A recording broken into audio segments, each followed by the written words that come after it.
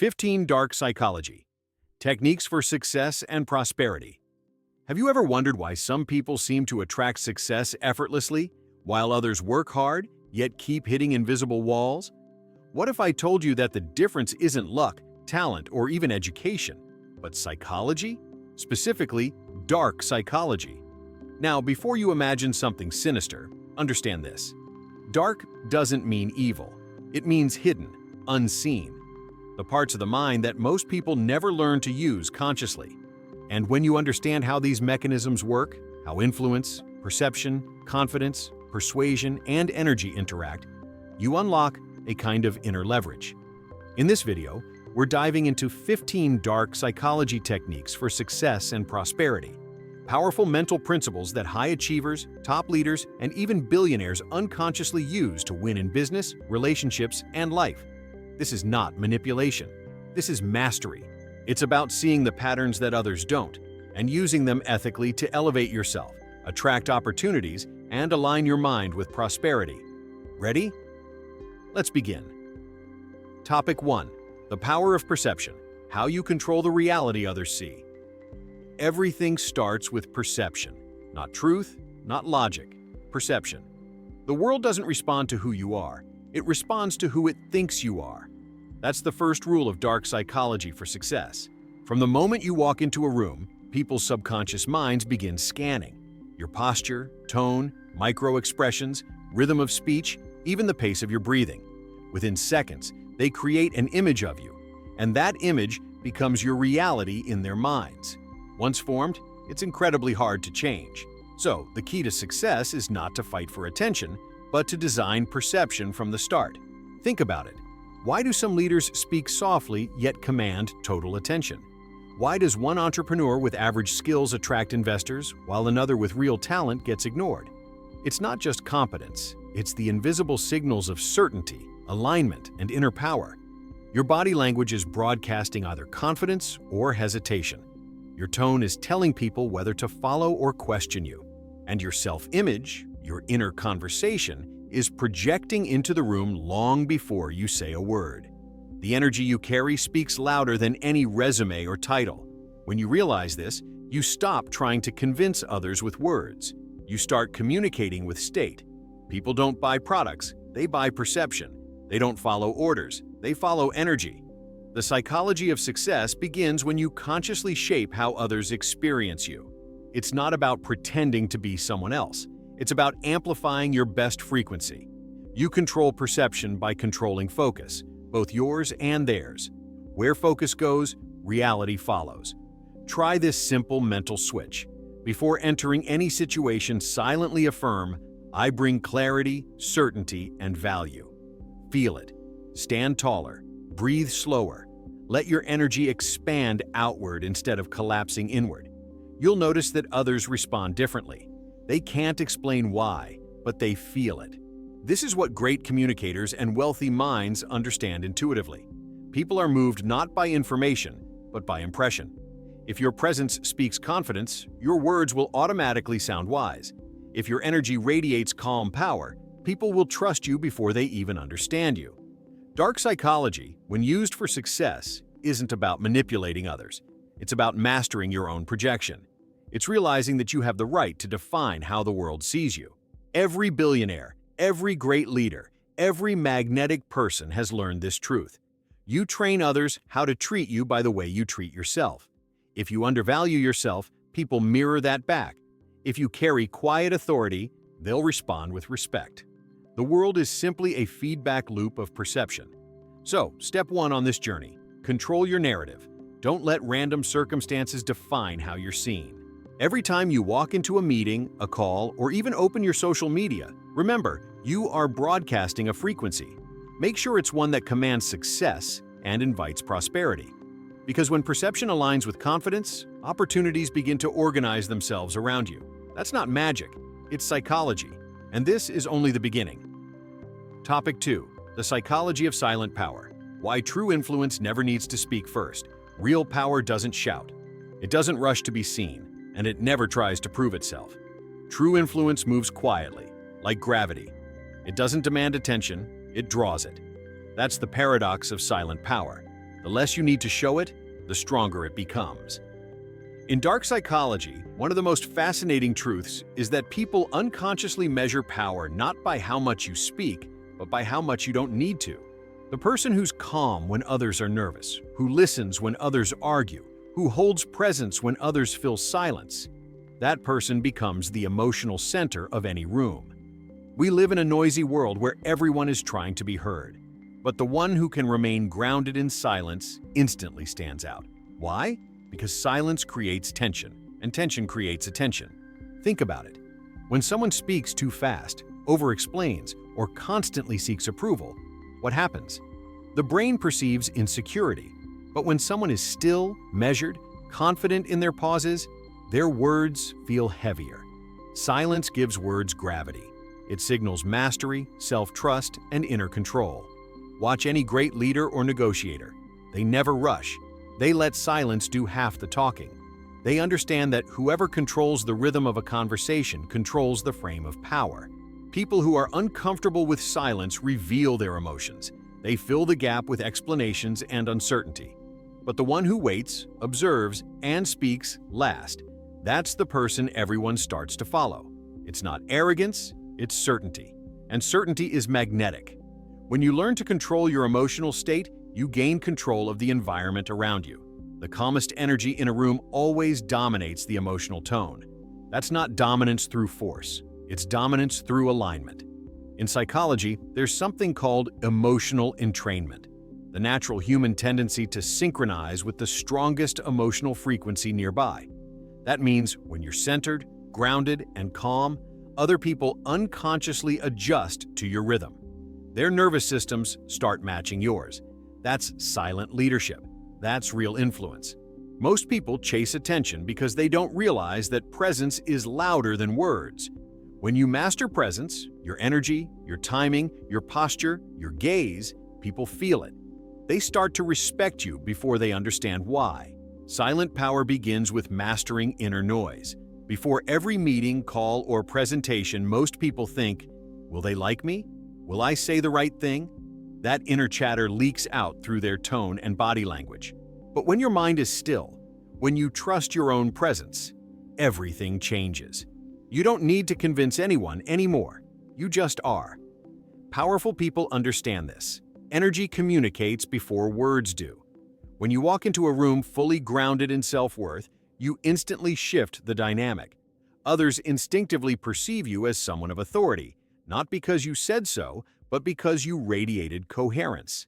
Silent power doesn't mean saying nothing. It means speaking with intention. It's the art of choosing your words like a sculptor chooses stone. Carefully, purposefully. Each phrase becomes a command of attention because it comes from stillness, not anxiety. When you stop needing to be right, you become impossible to intimidate. When you stop rushing to respond, you start leading by rhythm. And when you stop proving your worth, people begin to feel your worth. That's the deep psychology behind true influence. It's not about being dominant, it's about being anchored. Because when you can hold silence without discomfort, you hold yourself. And whoever holds themselves holds the room. So practice this. The next time you speak, slow down. Breathe before you respond. Let silence stretch just a little longer than feels comfortable. Notice how others start leaning in. Notice how your calm begins to shape their behavior. That's silent power. It's the invisible authority that comes from emotional composure. And the more you cultivate it, the more success, respect, and prosperity flow toward you. Naturally, effortlessly, without needing to shout for them. Because in a world addicted to noise, the person who masters stillness becomes unforgettable. Topic 3. The mirror effect. How others reflect your hidden beliefs about power and wealth. Life is always showing you who you are, not through words, but through mirrors. Every situation, every relationship, every result is a reflection of your inner world. That's not philosophy. That's one of the oldest and most profound principles of dark psychology. You don't attract what you want. You attract what you believe. The mirror effect means that reality is constantly echoing your subconscious expectations back to you. If you believe people don't value you, your energy, tone, and behavior will subtly make that true. If you believe success is for others, you'll reject opportunities that could be yours. And if you believe power is corrupt, you'll unconsciously stay small to avoid being one of them. Your mind is a projector. The film running inside it, your self-image, beliefs, emotions, is what the world ends up playing back to you. Most people never realize this. They keep trying to fix the reflection instead of changing the image. They say, "People don't respect me." But deep down, they don't respect themselves. They say, "Money doesn't come easily." But inside, they feel unworthy of receiving it. They say, "Everyone around me is distant." But they've been emotionally distant from themselves for years. Reality is not cruel. It's corrective. It's giving you feedback on your vibration, your beliefs, your sense of worth. You teach the world how to treat you through what you tolerate. If you allow disrespect, it becomes normal. If you undervalue yourself, others will too. But when you raise your standards internally, the world rearranges itself externally. Here's the truth. Every judgment you make about others is a mirror of something within you. When you envy someone's wealth, you're seeing your own suppressed potential. When you resent power, you're revealing your fear of owning it.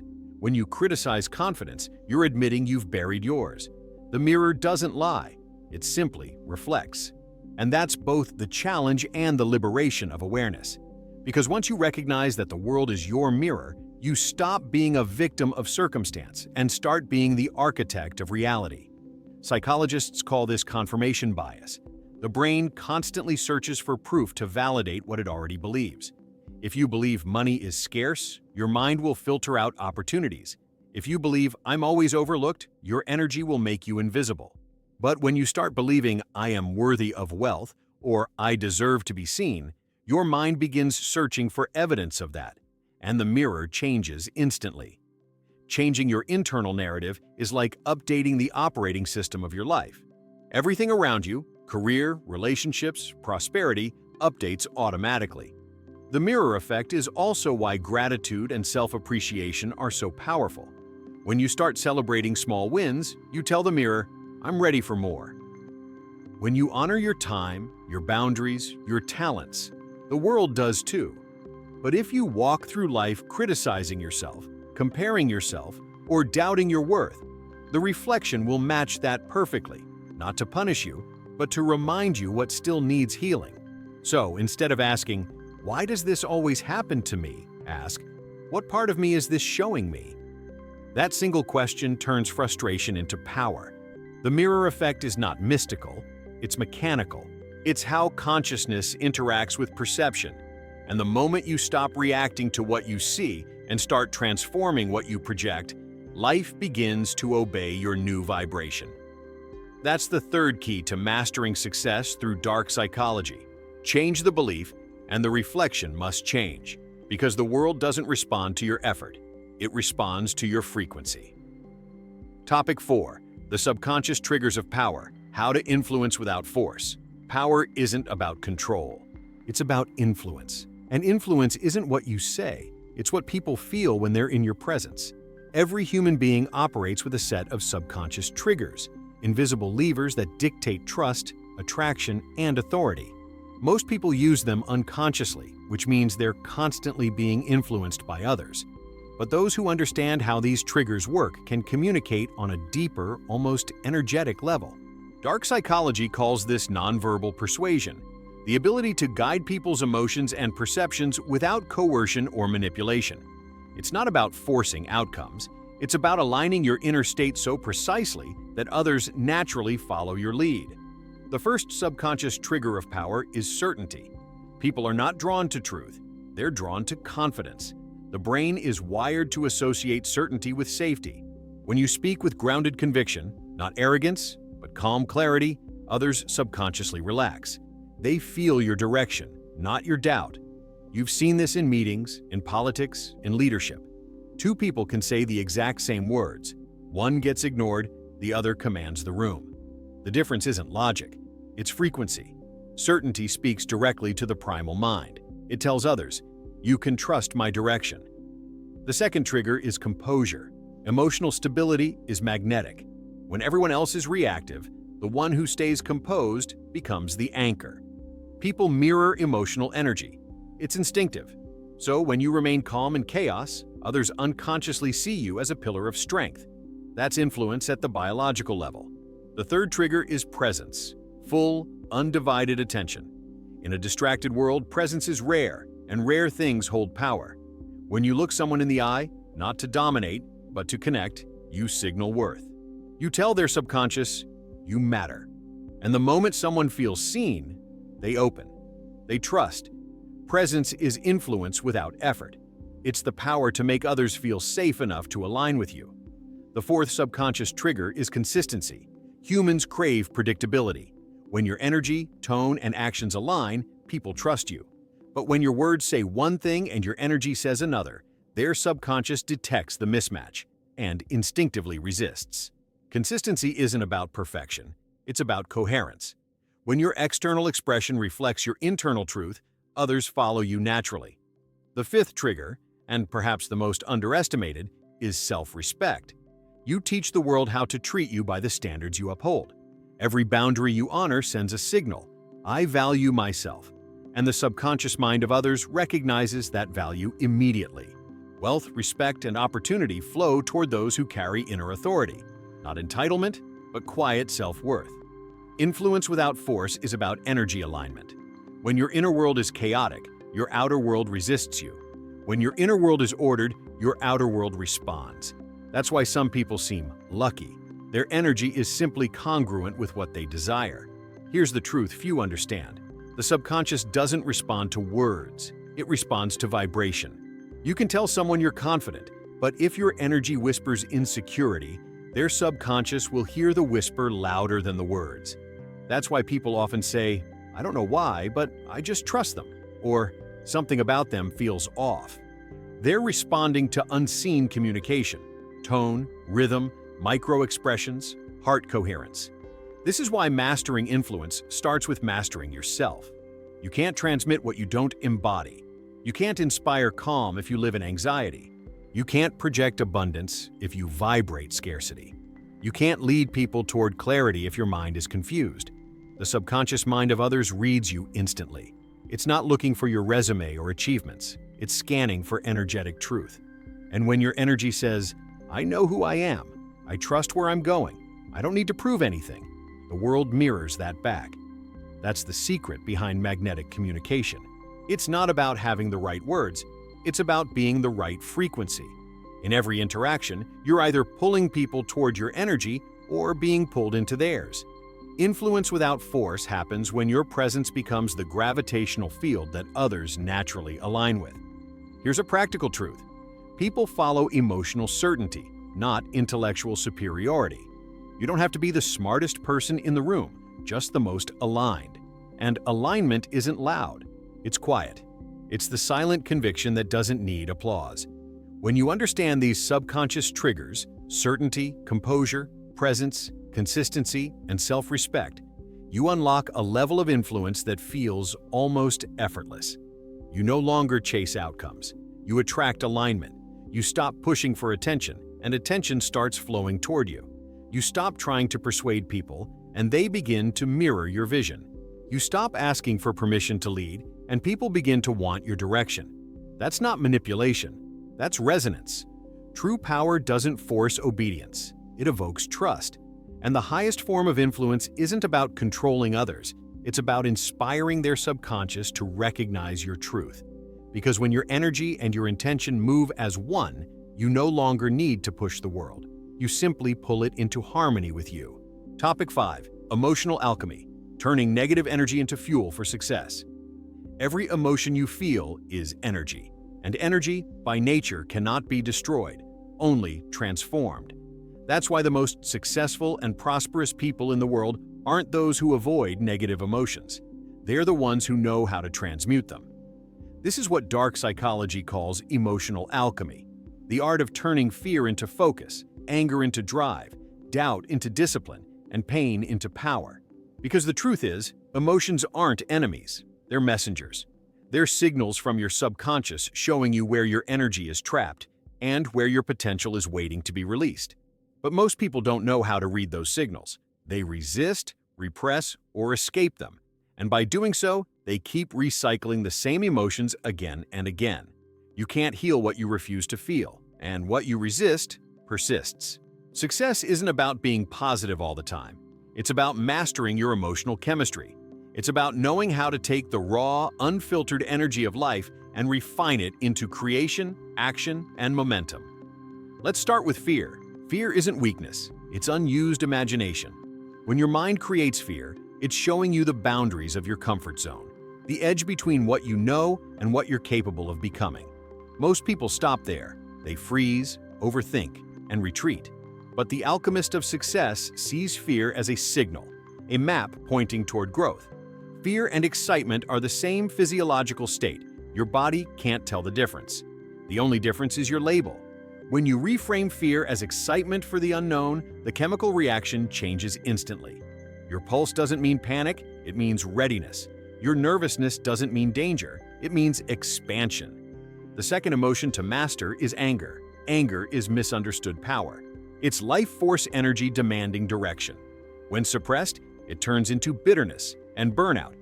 When expressed destructively, it harms you and others. But when channeled, it becomes fuel, intensity that can move mountains. Every revolution, invention, or transformation began with dissatisfaction, a refusal to accept the status quo. Anger says, "This is not who I am anymore." That's not something to suppress. That's something to refine. Direct that fire into focus, and you'll build momentum no calm state could ever generate. Next comes doubt. Doubt is the shadow of potential. It appears right before every breakthrough, not to stop you, but to test your belief in yourself. The mind asks, "Are you sure you're ready?" Because it's about to evolve. The alchemist doesn't argue with doubt, they thank it. They say, "You're here to show me that I'm on the edge of transformation." Then they move forward anyway. Confidence is not the absence of doubt, it's the decision to move with it. And then there's pain, the heaviest energy of all, but also the most transformative. Pain is compressed wisdom. It's the body's way of saying, "Pay attention." When you stop numbing pain and start listening to it, it reveals truth. Pain strips away illusion. It shows you what truly matters, who you are beneath your defenses, and what you're capable of surviving.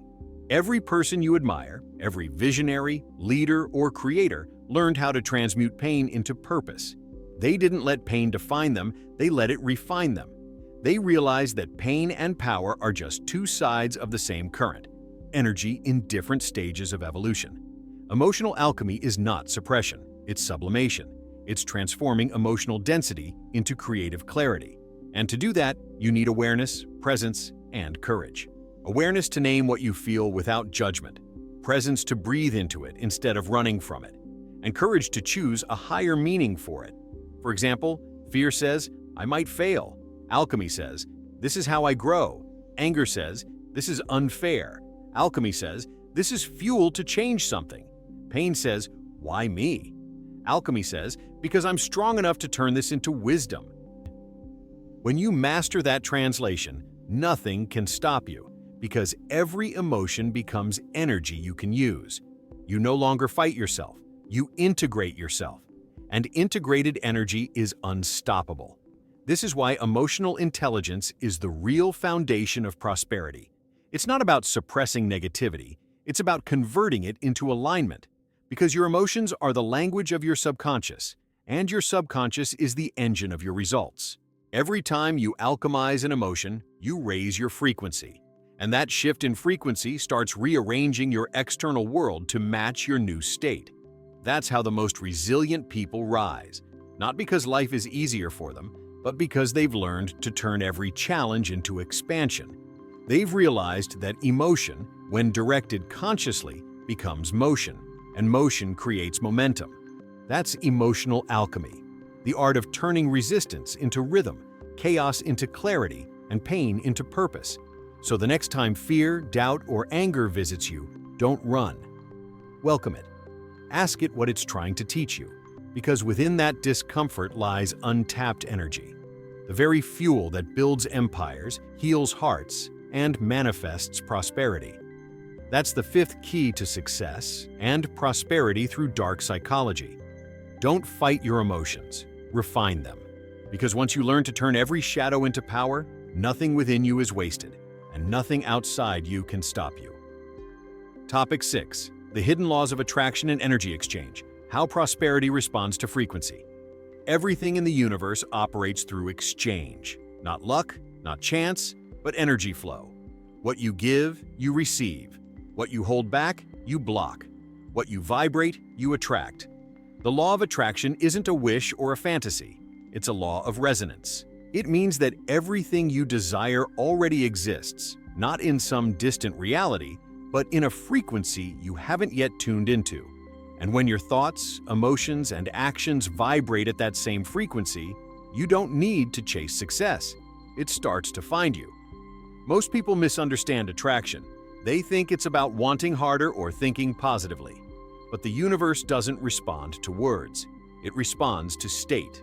You can say, "I'm abundant," 1,000 times. But if you vibrate fear, self-doubt, and scarcity, your frequency sends a different signal. And the universe, being perfectly neutral, simply mirrors it back. That's why two people can work equally hard, yet one lives in overflow while the other struggles endlessly. The difference is not effort, it's energetic alignment. Dark psychology teaches that all human interaction, whether personal, professional, or spiritual, is an energy transaction. Every thought, emotion, and decision either expands your field or drains it. And prosperity, being a high-frequency vibration, can only flow into a system that's open, coherent, and aligned. Think of yourself as an antenna. When your frequency is tuned to gratitude, confidence, and purpose, you broadcast a signal that resonates with opportunities, allies, and wealth. But when you're tuned to fear, frustration, or resentment, your signal becomes distorted. And even if abundance is near, it can't lock onto you. The first hidden law of attraction is vibrational coherence. Everything you desire already exists at a specific frequency. Your job is to become compatible with it. That means your emotions, beliefs, and actions must tell the same story. If you say you want freedom but your habits come from fear, you're creating interference. If you say you want wealth but secretly resent rich people, you're repelling what you're asking for. Your vibration doesn't lie. It's the sum of your emotional truth. Not your words, not your goals, but your energetic honesty. The second hidden law is energetic reciprocity, the law of giving and receiving. Prosperity is not a one-way flow. It's a loop. When you give from a place of overflow, with intention, generosity, and gratitude, you expand your field. But when you give from guilt, fear, or scarcity, you shrink it. Many people block abundance not because they don't receive, but because they don't allow energy to circulate. They hoard, they overthink, they attach too tightly. But energy must move. Money, ideas, love, and opportunities are just forms of energy. They require motion to stay alive. The more freely you circulate energy through appreciation, kindness, investment, and action, the more the universe circulates it back. The third hidden law is emotional neutrality. The higher your emotional reactivity, the weaker your energetic signal. When you stop oscillating between desperation and apathy, you enter the frequency of stability, the frequency of creation. The universe doesn't respond to panic, it responds to calm certainty. This is why prosperity flows to those who already feel abundant before the evidence appears. Their energy says, "I already have it within me." And because the universe mirrors vibration, it says, "Then let it be multiplied." But when you say, "I need it to feel complete," the vibration of lack keeps pushing it away. You don't manifest what you chase, you manifest what you embody. And embodiment begins with gratitude, the most magnetic state of all. Gratitude is not about pretending everything is perfect. It's about recognizing that everything happening now is working for your evolution. When you live in that awareness, your frequency stabilizes, and prosperity has a place to land.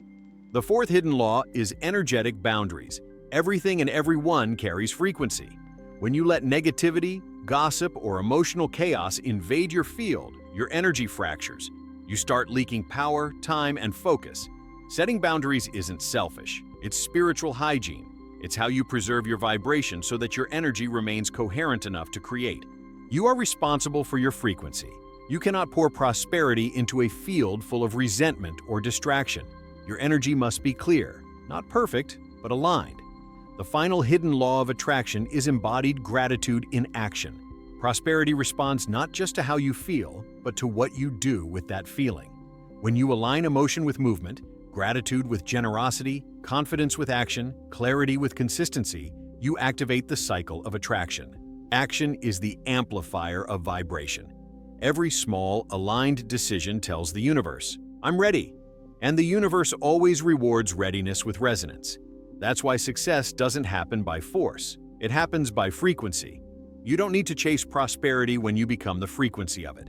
It starts finding you through ideas, connections, and synchronicities that seem coincidental, but are actually vibrational matches.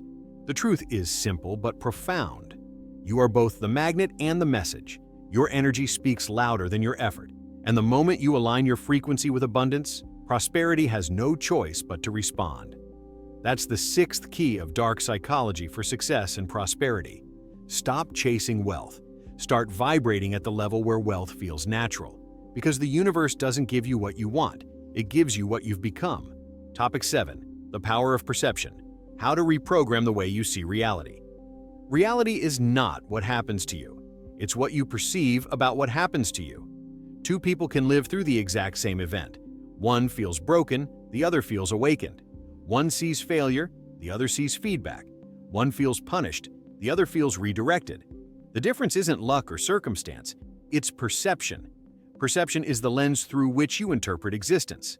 It shapes your emotions, your identity, and your destiny. And the most profound discovery of both psychology and spirituality is this: when you change your perception, you literally change your reality. Dark psychology teaches that human beings don't see the world as it is, they see it as they are. Your beliefs act like filters, letting in only what matches your internal narrative and blocking everything that doesn't. That means your life is not built from external events, but from internal interpretations. If you believe the world is dangerous, you'll find threats everywhere. If you believe opportunities are rare, you'll overlook the ones right in front of you. If you believe people can't be trusted, your mind will ignore kindness and amplify betrayal. The subconscious always edits reality to confirm what it already believes. This is called selective perception, the mind's built-in bias to seek validation for its existing story. And this story, if left unexamined, becomes your prison. But here's the hidden truth. Perception can be reprogrammed. You can rewrite the story that your mind keeps repeating. The one that says, "I'm not ready," "I'm not enough," or "life is unfair." When you shift perception, you shift energy. And when energy shifts, matter follows. Everything you experience goes through a filter of meaning. That meaning determines your emotions, and your emotions determine your vibration. So if you want to change your life, you must change the meaning you give to what happens. For example, rejection can mean "I failed," or it can mean "I'm being redirected to something better." Loss can mean "life is cruel," or it can mean "I'm being freed to evolve." Challenges can mean "I'm cursed," or they can mean "I'm being trained for greatness."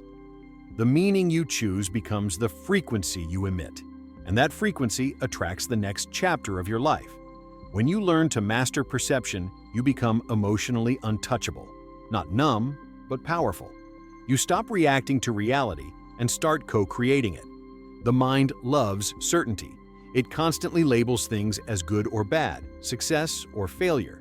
But life is far more complex and far more generous than those labels allow. What looks like failure now might be the exact preparation you need for your next level. What feels like loss might actually be liberation. When you step back and view reality as a mirror for growth, everything changes. Instead of asking, "Why is this happening to me?" you start asking, "What is this trying to teach me?" That single shift moves you from victimhood to vision. Perception is also the foundation of influence, because how you perceive others shapes how they perceive you. If you see people as competition, you'll radiate tension. If you see them as allies, you'll radiate openness, and they'll respond to that vibration. Leaders with clear perception see beyond surface behavior. They understand that every reaction, every conflict, every resistance is just a projection of someone's inner state. So instead of reacting to people's behavior, they respond to their energy. That's mastery, the ability to perceive without judgment and influence without force. Reprogramming perception begins with awareness. You must observe your thoughts like a scientist, not emotionally, but curiously. What stories am I repeating? What meanings do I assign automatically? Each time you question a limiting interpretation, you weaken its hold. The second step is conscious reframing, choosing a higher perspective on purpose.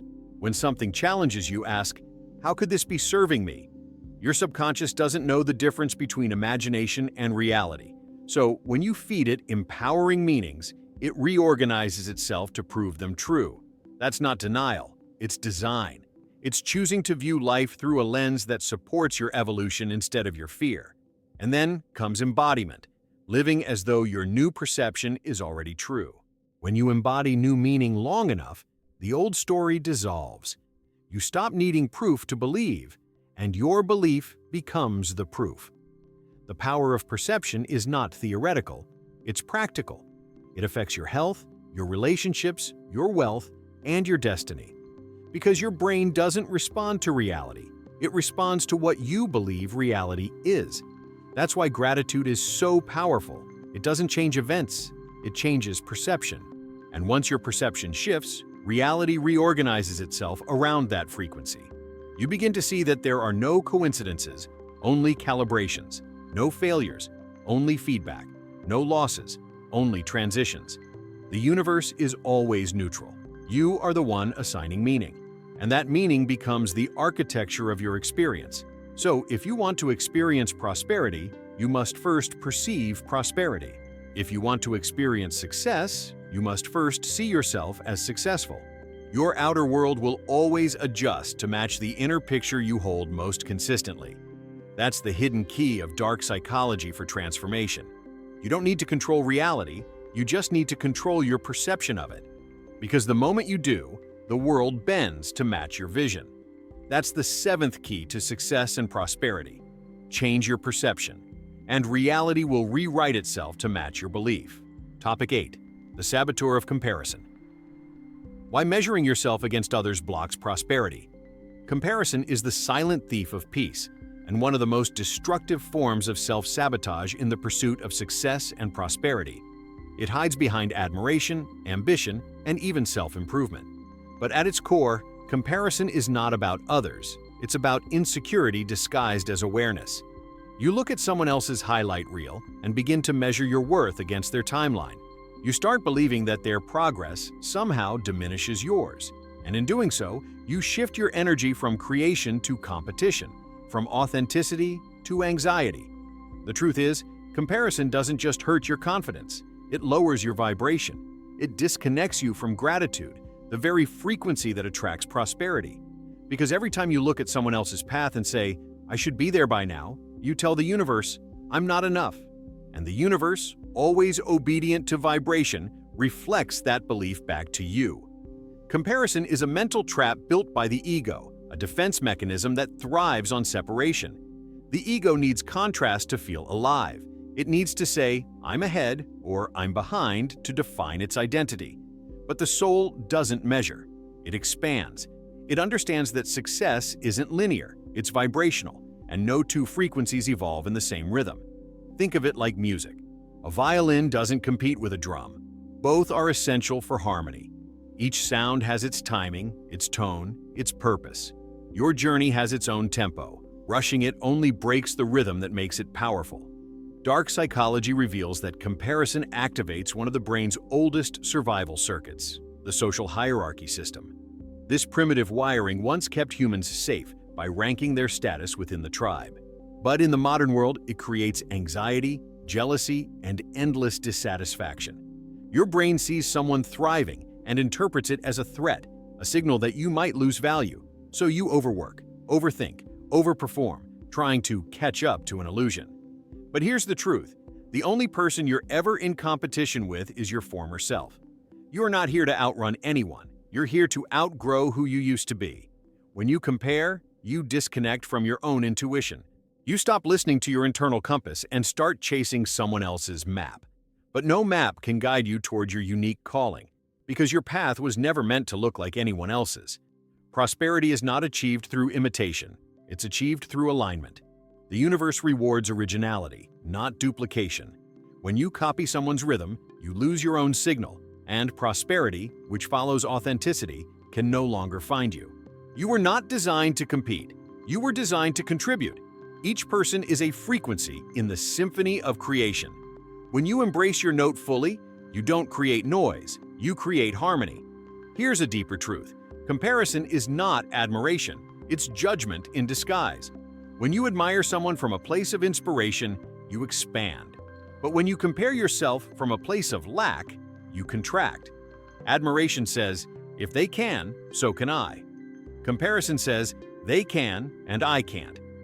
One opens your energy, the other closes it. That's why successful and prosperous people don't compete. They collaborate.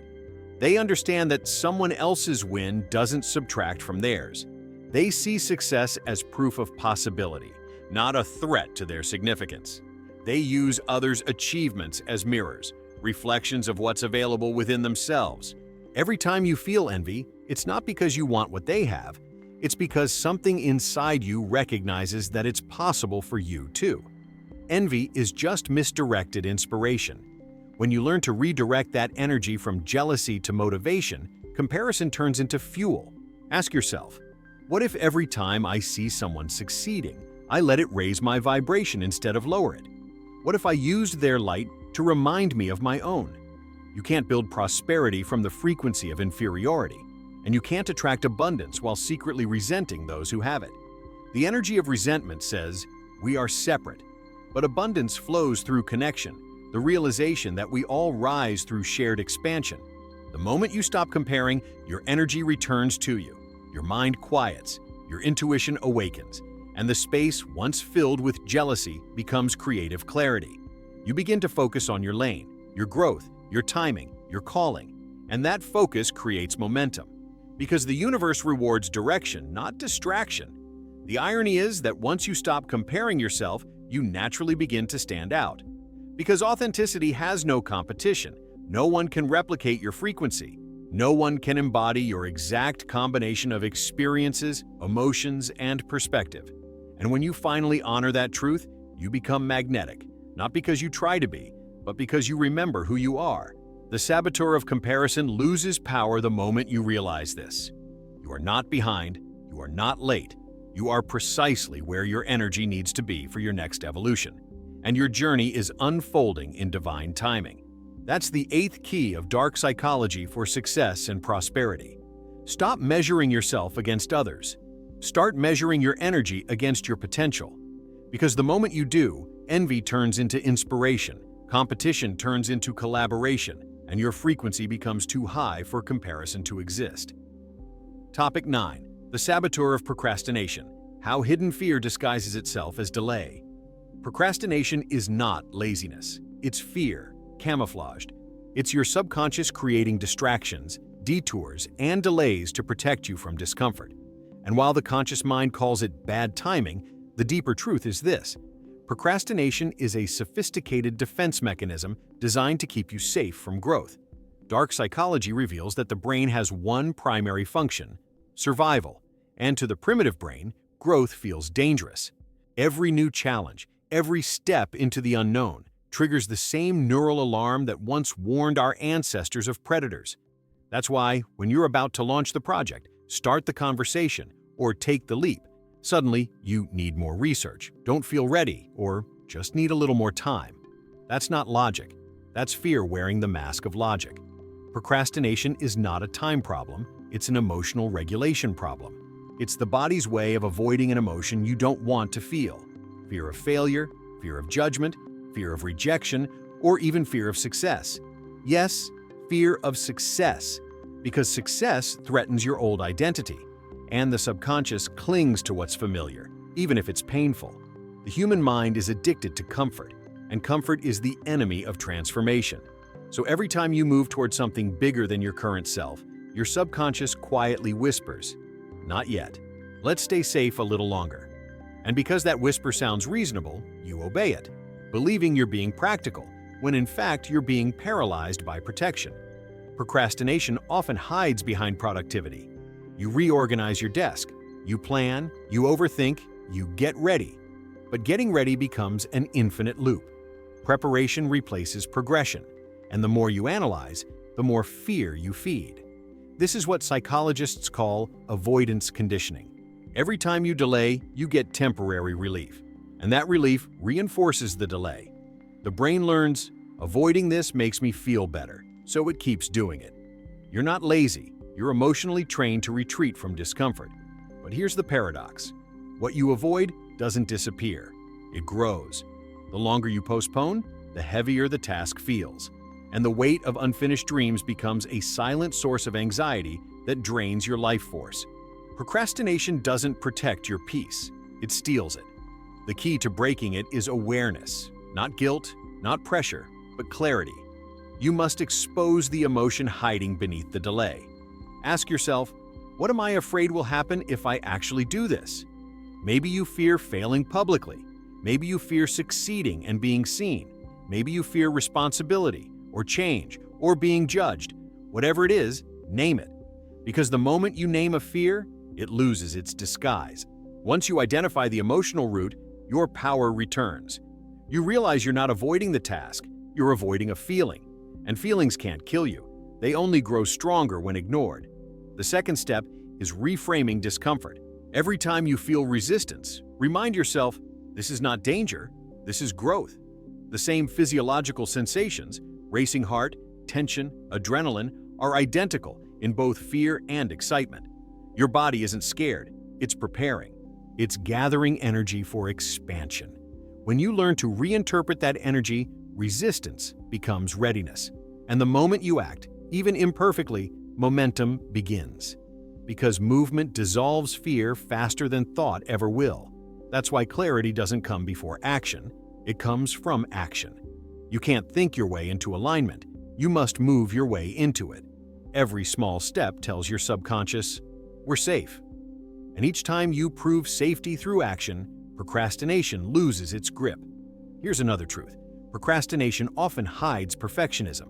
You don't delay because you don't care. You delay because you care too much. You fear doing it wrong, so you do nothing, forgetting that perfection is the enemy of progress. Progress is messy, imperfect, and alive. Perfection is sterile, paralyzing, and dead. Successful people don't wait to feel ready. They create readiness through movement. They understand that the emotional storm before action is a sign of alignment, not avoidance. It means the old version of you is dissolving, and the new one is about to emerge. When you stop trying to escape discomfort and start dancing with it, something magical happens. Procrastination transforms into momentum. You begin to see that every delay was just fear testing your commitment, and every action you take is a declaration of faith in yourself. The truth is, procrastination is not the enemy. It's a mirror, reflecting where fear still lives in your system. It's not there to shame you, it's there to show you where courage is required. So the next time you catch yourself waiting for the perfect moment, remember, perfection is a myth invented by fear to keep you safe from success. There is no perfect moment, only the present moment and the decision to act within it. The instant you move, the moment you take that first step, the illusion collapses. Fear evaporates under motion. Confidence ignites through repetition. And the energy that once held you back becomes the fuel that propels you forward. That's the ninth key of dark psychology for success and prosperity. Procrastination isn't your weakness, it's your signal. It's not telling you to stop, it's showing you exactly where you're meant to grow next. Because the greatest form of freedom isn't doing things without fear, it's learning to move while fear walks beside you. Topic 10. The saboteur of scarcity thinking. How fear of lack blocks abundance. Scarcity isn't a financial condition, it's a state of consciousness.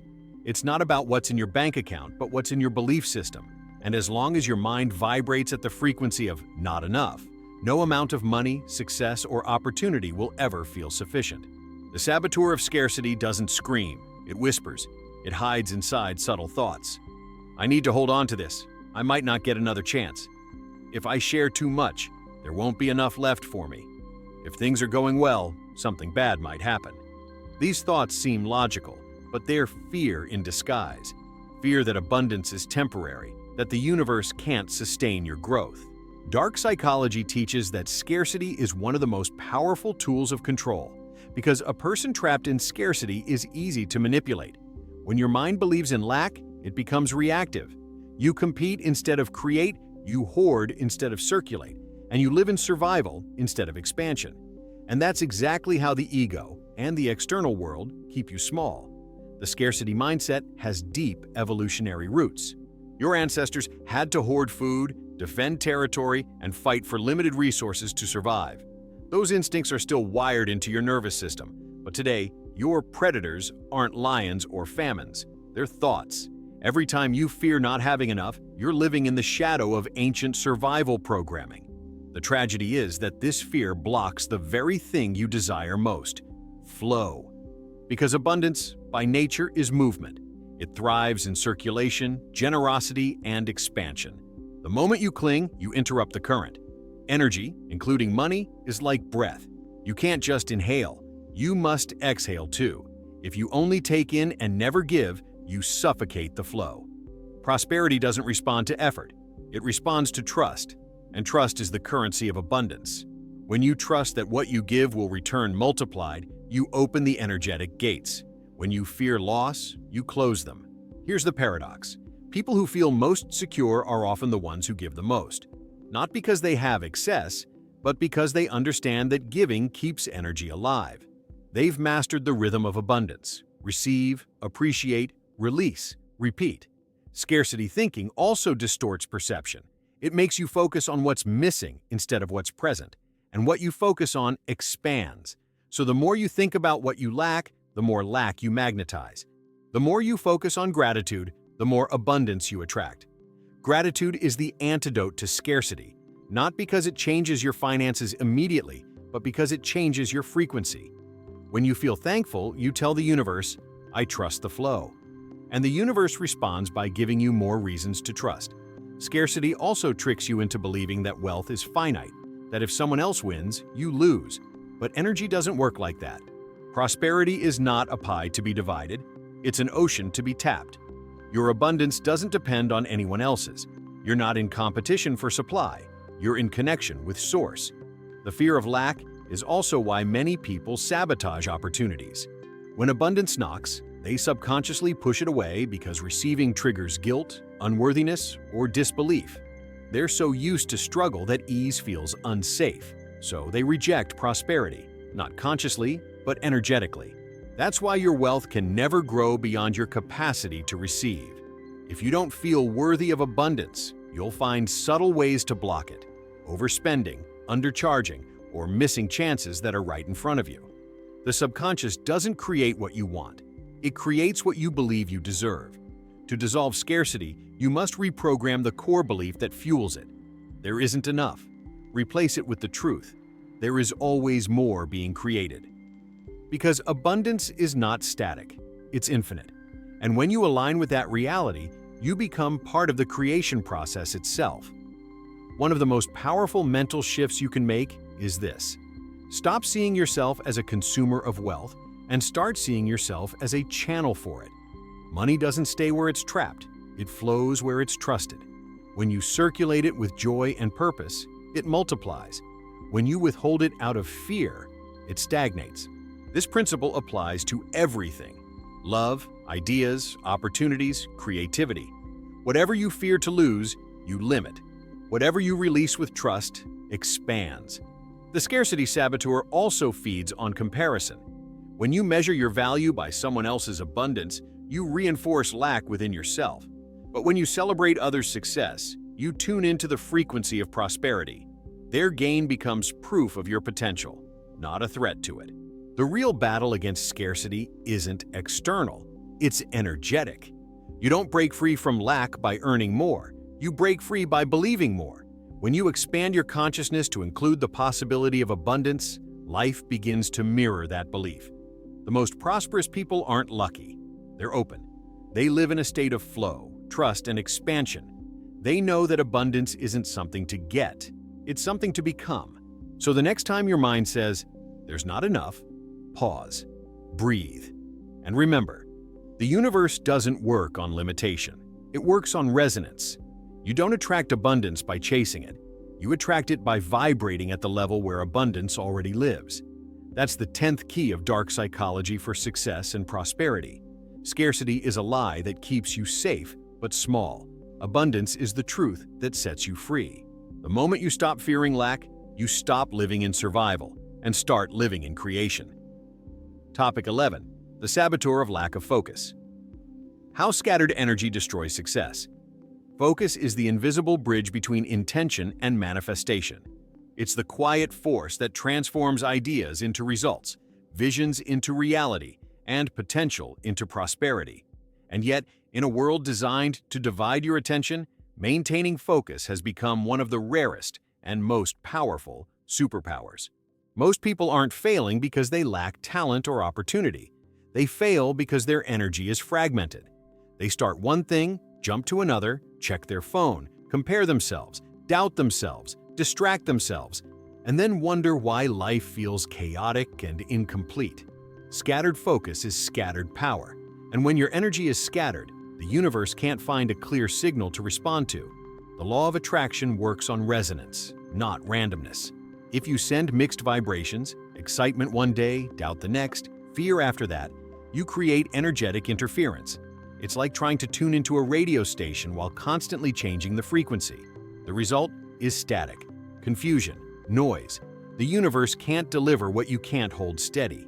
Focus is not just mental, it's energetic coherence. When your thoughts, emotions, and actions align toward one vision, you create a magnetic field strong enough to pull reality toward you. That's when momentum begins. Not from effort, but from energetic precision. Dark psychology reveals that the human brain is addicted to novelty.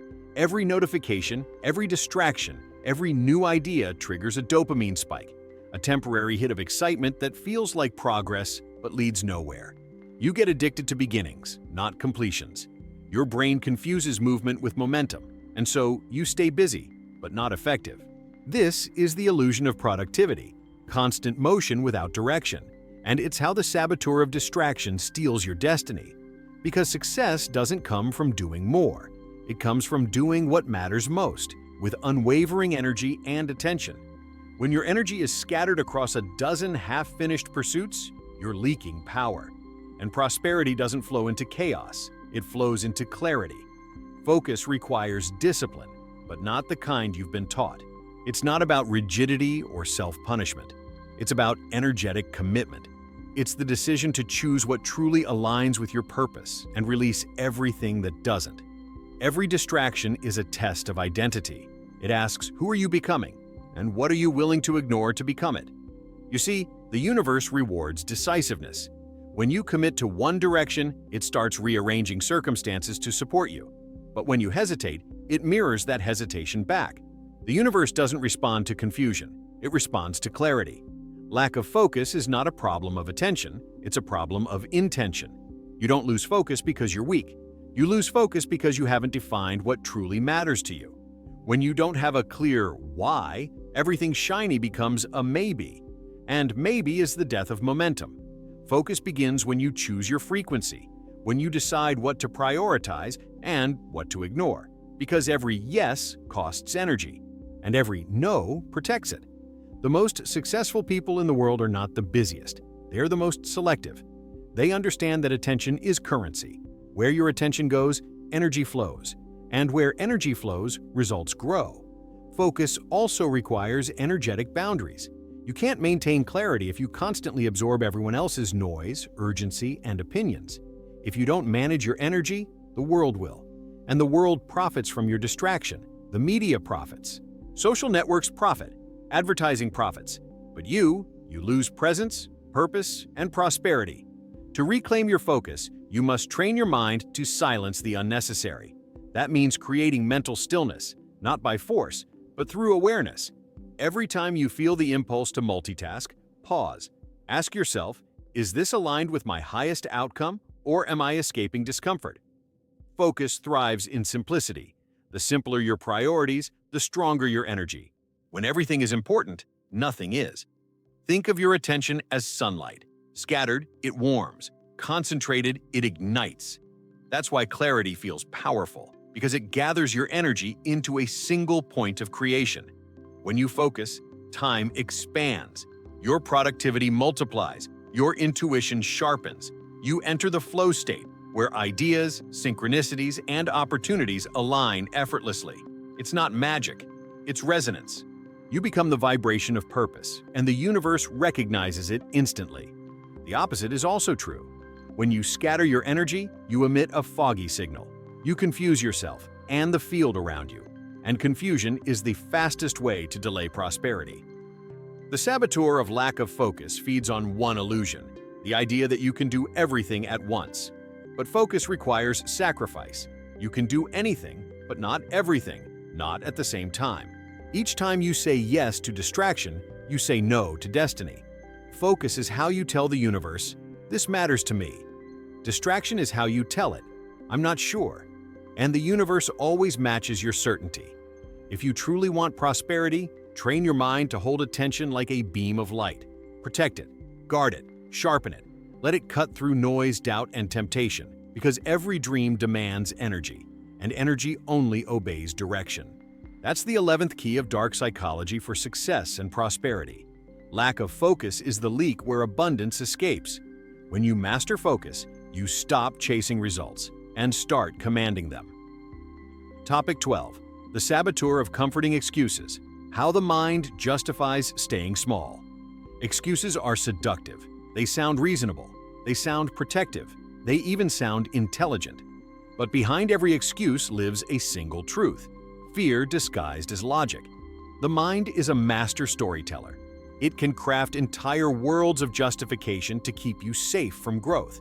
You tell yourself, "I'm not ready yet," or "the timing isn't right," or "I'll start when I have more clarity." But these are not truths. They're defense mechanisms. Because if you were to take action now, something inside you knows your life would change, and that terrifies the part of you addicted to comfort. The saboteur of comforting excuses doesn't shout, "Stop." It whispers, "Wait." And in that pause, dreams dissolve.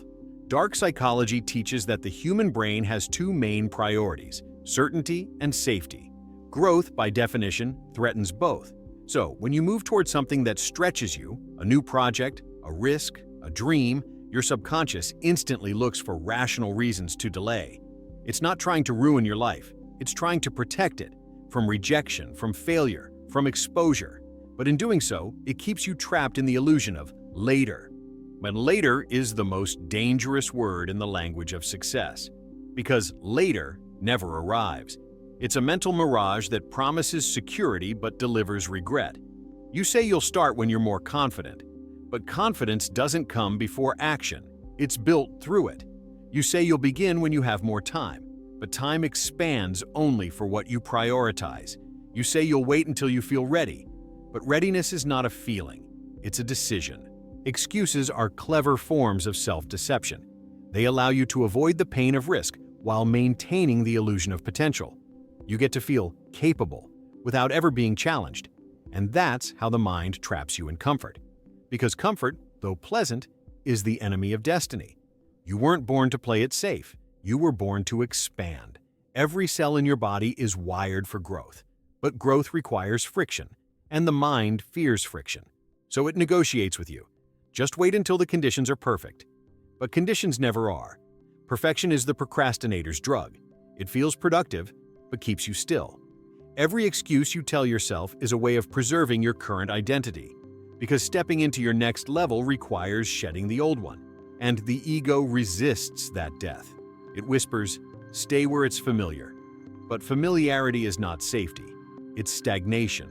The moment you choose comfort over courage, you trade your potential for predictability. And predictability feels peaceful until you realize it's the peace of a cage. The mind loves comfort because comfort is control. Growth requires surrender, and surrender feels like danger. So your mind builds walls of logic around your fear. I'll do it when I'm more qualified. I'll invest when I have more savings. I'll share my ideas when people will understand me. Each of these is a beautifully constructed cage. Excuses are lies wrapped in reason. They give you permission to stay small while feeling wise. They disguise stagnation as stability. And they convince you that waiting equals wisdom, when, in truth, waiting is wasting. The only way to break this illusion is through radical honesty. You must confront your excuses not with shame, but with awareness. Ask yourself, if I remove the excuse, what fear remains beneath it? Usually the answer is vulnerability. You fear being seen. You fear being misunderstood. You fear failing, or worse, succeeding, and not knowing who you'll become next. But here's the truth. Fear is not your enemy. It's the signpost of transformation. Every time you feel resistance, it's life showing you the edge of your comfort zone, the place where your next evolution begins. You can either step back into safety or forward into expansion, but you can't do both. The most successful people in the world feel fear too. They just stopped negotiating with it. They act despite the discomfort, and that action rewires their identity. Every time you take action despite fear, you teach your brain that uncertainty is survivable. And once the mind learns that, it stops using excuses as armor. The difference between success and stagnation isn't talent or timing, it's decision. A single decision can collapse years of hesitation. A single step can dissolve a lifetime of waiting. Because momentum doesn't come from motivation, it comes from motion, and motion kills excuses. Your mind can't argue with results. So the next time you catch yourself rationalizing why you can't start yet, stop and ask, what if this excuse is just fear wearing a mask? What if everything I'm waiting for is already waiting for me to begin? The truth is, the mind creates excuses to protect the identity that comfort built. But the soul doesn't want safety, it wants expansion, and expansion demands risk, uncertainty, and the courage to act before the path is visible. There will never be a perfect moment. There will only ever be this moment, and what you choose to do with it. That's the 12th key of dark psychology for success and prosperity. Excuses are the mind's way of keeping you small. Action is the soul's way of setting you free. Because growth doesn't wait for permission. It begins the moment you stop believing your reasons not to grow. Topic 13. The saboteur of fear of failure. How to turn mistakes into power. Failure doesn't destroy you. Your interpretation of it does. The fear of failure isn't about falling. It's about what you'll believe about yourself when you do. And that's why this fear is one of the most powerful saboteurs of success and prosperity. It paralyzes potential before it ever has a chance to express itself. Most people don't fail because they tried and lost. They fail because they never tried at all. They surrendered to the story that it's safer not to risk. But here's the paradox. Avoiding failure is the fastest way to guarantee it.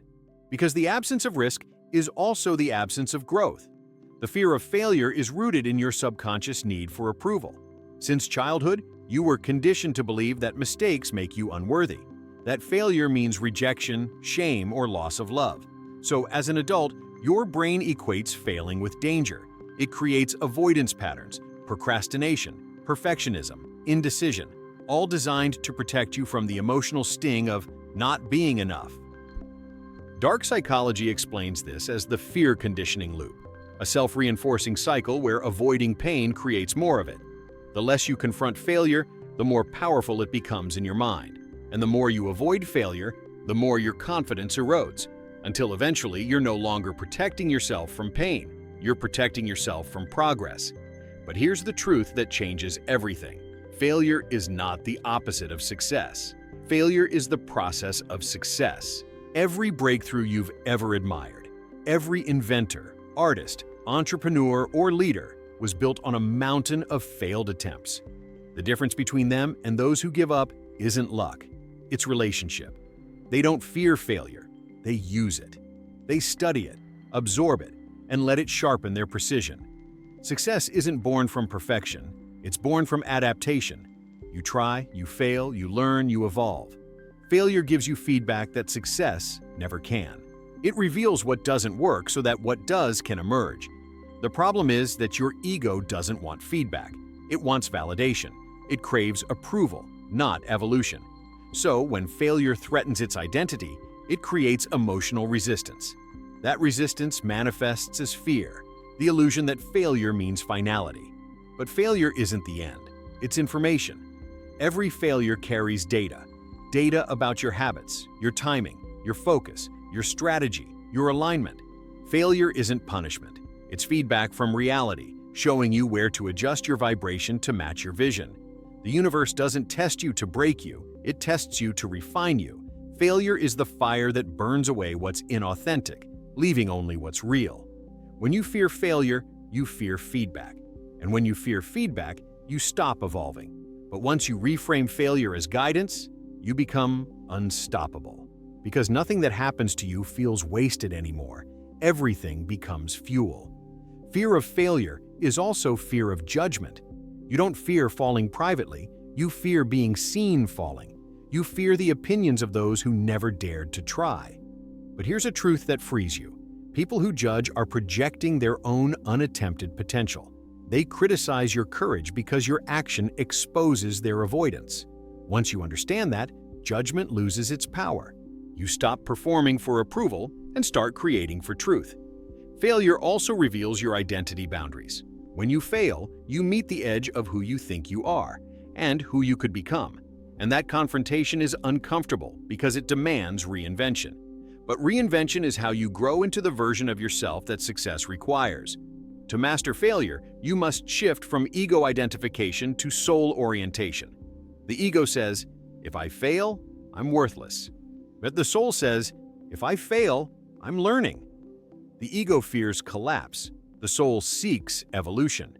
And this is where prosperity consciousness begins, when you no longer measure yourself by outcomes, but by alignment and effort. You start to understand that success isn't defined by results. It's defined by resilience. The ability to keep moving, keep creating, keep believing, no matter how many times you fall. Failure is not a verdict. It's a mirror. It reflects the strength of your conviction, the clarity of your purpose, and the depth of your belief. If it breaks you, it means your faith was conditional. If it refines you, it means your faith was real. The most prosperous people in the world fail often, but they fail forward.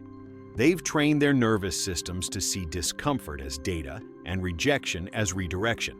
They don't see failure as a loss, but as a language, the universe's way of saying, adjust course, evolve. You're close. You can't grow without friction. You can't master life without mistakes. And you can't claim your highest potential while hiding from feedback. Fear of failure will whisper, what if you fall?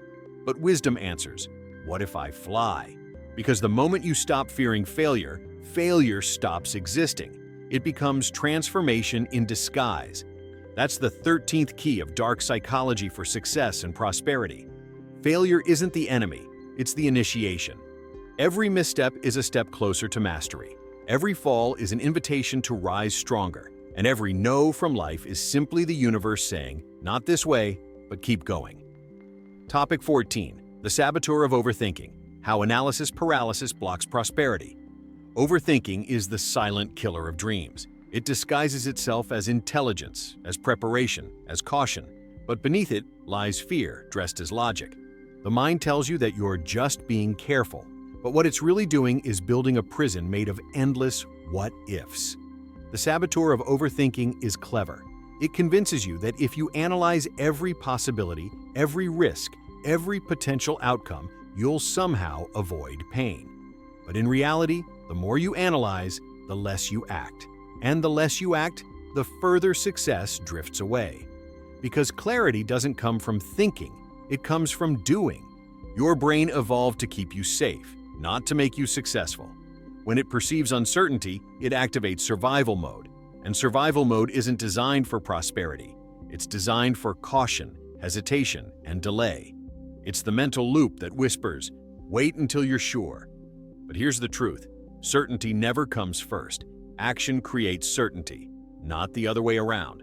Overthinking is the fear of loss disguised as control. You're afraid to make the wrong move, so you convince yourself that thinking more will give you power. But thinking too long doesn't give you power. It drains it.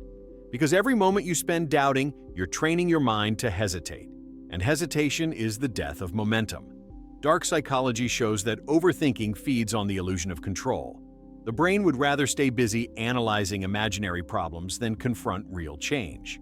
Because change requires surrender, and surrender feels like danger. So the mind circles endlessly, like a lion in a cage, pacing, planning, replaying scenarios that never happen. You start believing that thinking equals progress, but deep down, you know it's avoidance disguised as effort. Every time you overanalyze, you separate yourself from the flow of life. You move from intuition to intellect, from being to doing, from energy to resistance. And in that resistance, you lose access to your inner guidance, the quiet knowing that never shouts but always leads you right. Prosperity isn't born from perfect logic. It's born from energetic alignment. The mind calculates, the spirit creates. The more you live in your head, the less connected you are to the frequency that attracts abundance. Because abundance doesn't respond to thought, it responds to trust. When you overthink, you signal to the universe that you don't trust. Not yourself, not your path, not the flow of events unfolding in your favor. You send a vibration of doubt, and the universe mirrors it back through delay, confusion, and missed opportunities. Action is faith in motion. It's the energetic declaration that says, "I trust that clarity will meet me halfway," and it always does. The mind is meant to serve you, not stop you. But when left unchecked, it becomes a dictator that demands perfection before permission. It tells you that you must understand everything before you begin, forgetting that understanding comes from experience, not from hesitation. You cannot think your way into prosperity. You must move your way into it. Because prosperity is a current, and you only catch it when you're in motion. Overthinking creates paralysis through fear of imperfection. It makes you believe that a wrong decision is worse than no decision. But indecision is the ultimate wrong decision, because it guarantees stagnation. Think of how many ideas, dreams, and possibilities have died, not because they were impossible, but because someone thought about them for too long. Opportunities expire when not acted upon. Energy decays when not directed. And ideas that aren't expressed turn into regret. The mind will always find reasons to wait, but your intuition already knows when it's time. You can feel it, that quiet nudge, that pulse of inspiration that says, "Go now." If you ignore it, it fades. If you act on it, it expands. Every great success story begins with a moment of imperfect action. Nobody had it all figured out. They moved, they learned, they adjusted. And that movement built momentum, the invisible energy that turns ordinary actions into extraordinary outcomes. When you overthink, you interrupt that flow. You pull energy back into yourself, analyzing instead of creating. But creation requires risk, and risk is where life rewards the brave. The truth is, failure isn't dangerous. Inaction is. You can recover from a mistake, but not from a dream never lived. Overthinking keeps you safe from failure, but also safe from success. To escape the loop, you must train your mind to decide quickly and trust deeply. Decide from intuition, not insecurity. Act from alignment, not anxiety. And remember, the longer you think about a decision, the heavier it becomes. Thinking should serve movement, not replace it. The purpose of the mind is to design. The purpose of the soul is to drive. Don't let the architect become the driver. When you learn to quiet the noise and follow your inner direction, life begins to accelerate. Synchronicities appear. People, ideas, and opportunities align effortlessly because energy loves clarity, and the universe responds to movement. That's the 14th key of dark psychology for success and prosperity. Overthinking is the illusion of safety that keeps you stuck. Action is the language of power that sets you free. Because life doesn't reward the one who waits, it rewards the one who moves. Topic 15. The saboteur of fear of success. How abundance triggers the hidden self. Everyone talks about the fear of failure, but few dare to admit the deeper truth. Many people are not afraid of failing. They're afraid of succeeding. The fear of success is subtle, intelligent, and deeply psychological. It hides in your mind, whispering thoughts like, "What if I can't handle it?" Or, "What if I lose it all?"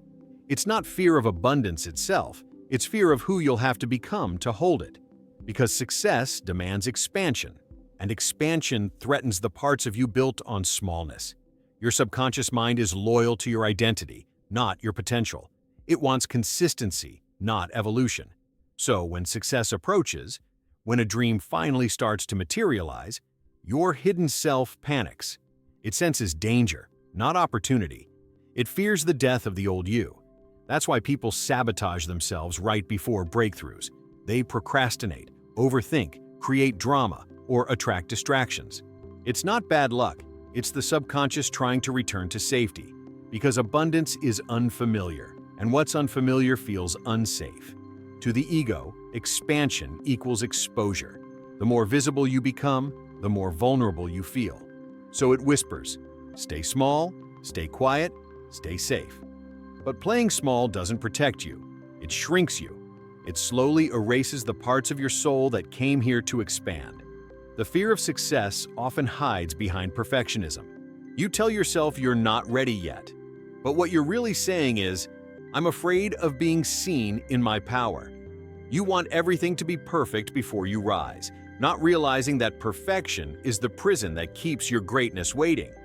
Here's the truth. Success doesn't expose your weakness. It exposes your potential. It shows you what you're capable of, and that can be terrifying to the part of you addicted to being ordinary. Because if you truly embraced your power, you'd no longer have an excuse to hide behind. You'd have to live differently, think differently, believe differently. You'd have to take responsibility for your light, and for many, that's scarier than any failure could ever be. Success requires identity death. The person you are today cannot sustain the life you dream of tomorrow. And that's not punishment, that's evolution. But the ego doesn't want to evolve, it wants to survive. So it resists abundance, not because abundance is wrong, but because abundance feels too right, too different, too free, too powerful. Dark psychology calls this the upper limit phenomenon, the invisible ceiling your subconscious sets to keep you within what it perceives as safe levels of happiness, success, or wealth. Every time you get close to breaking through, the inner saboteur pulls you back down. It convinces you that something's wrong, when in truth, everything's finally getting right. Fear of success is not fear of the outcome. It's fear of transformation. It's fear of expansion without guarantee. It's the discomfort of shedding your old life for a new one that hasn't yet formed. But you can't step into abundance while holding on to limitation. You can't receive more while clinging to the version of yourself built to survive with less. To become abundant, you must let the old self dissolve. The self who doubts, who hesitates, who seeks permission. True success doesn't demand that you become someone else.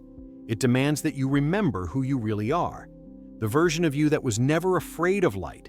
The version of you that believed in infinite potential before the world taught you to fear it. Every time you hold yourself back from shining, remember this. Your light doesn't threaten others. It activates them. Your abundance doesn't take from anyone. It proves what's possible for everyone. So stop asking, what if I'm not ready for success? And start asking, what if success has been ready for me all along? The truth is, you were never afraid of success. You were afraid of the version of yourself who could finally handle it. And now, you are becoming that version. Because success is not something you achieve. It's something you allow.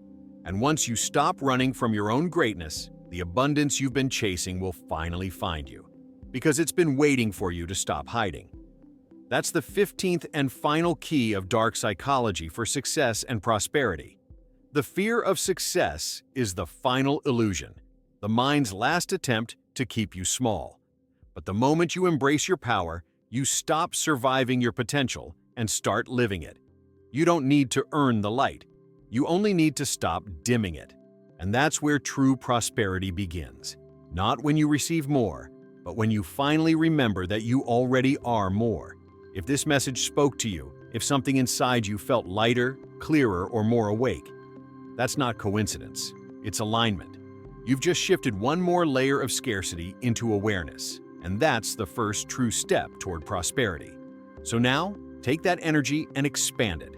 Like this video to anchor this vibration of abundance. Comment below what belief you're ready to release and what new truth you're ready to embody. And subscribe if you're ready to walk the path of success and prosperity every single week with the tools, mindsets, and insights that will reprogram your reality. Because abundance isn't coming, it's already here, and this is where it begins.